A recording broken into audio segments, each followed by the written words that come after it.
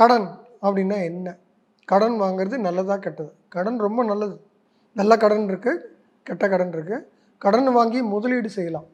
கடன் வாங்கி விரயம் பண்ணக்கூடாதுன்னு வாங்க. அதாவது லிவ் வித்தின் யுவர் மீன்ஸ் அப்படின்னு சொல்லுவாங்க. உங்களுக்கு எவ்வளோ வழி இருக்குதோ அவ்வளோதான் செலவு பண்ணணும். உங்கள் வரவுக்கும் செலவுக்கும் ஒரு பேலன்ஸ் இருக்கணும். வருங்காலத்தில் வரப்போகக்கூடிய கிடைக்கக்கூடிய வருமானத்தை நம்பி இப்பயே செலவு பண்ணுறது தான் கடன். அப்போது உங்கள் செலவினத்துக்கும் கடனுக்கும் இருக்க தொடர்பு இருக்குது. அப்போ விரயம் அப்படிங்கிறது 12, 6ன்றது உங்கள் கடன். 2 விதமான இன்றைக்கி விஷயத்தை அங்கே பேச வேண்டியிருக்கு. கடன் ஏன் வாங்குகிறோன்றதை பார்ப்போம். கடன் தீர்ந்த பிறகு ஒரு சிலருக்கு சிக்கல் வரும். கடனெல்லாம் முடிச்சிட்ட பிறகு ஒரு வெறுமை இருக்கும், அங்கே முன்னேற்றம் இல்லாத தன்மை உருவாகிடும்.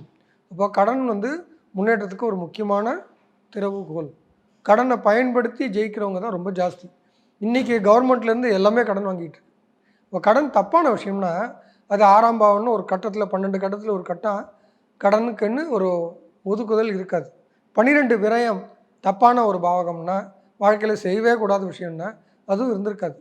இதெல்லாம் வாழ்க்கையின் முன்னேற்றத்தில் 12 கட்டங்களில் ஒரு 4 கட்டம் நமக்கு நெகட்டிவ் மாதிரி தெரியுது. ஆனால் அங்கே தான் முன்னேற்றங்களும் இருக்குது. அதை சரியாக பயன்படுத்தணும் அப்படிங்கிறது தான் ஜோதிடம் படிக்கவும் சொல்கிறோம்.